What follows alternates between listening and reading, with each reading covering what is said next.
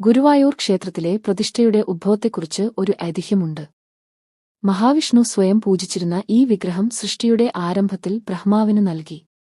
പിന്നീട് ഇത് സുതപാസ് എന്ന രാജാവിനും പത്നി പ്രശ്നിക്കും ലഭിച്ചു.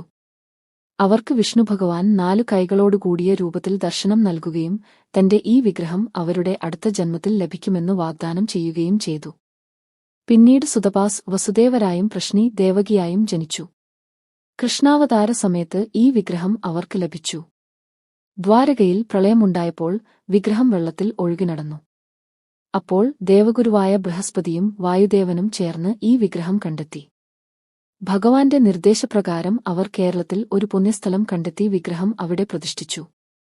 അങ്ങനെ ഗുരുവും വായുവും ചേർന്ന് പ്രതിഷ്ഠിച്ചതുകൊണ്ട് ആ സ്ഥലം ഗുരുവായൂർ എന്നറിയപ്പെട്ടു.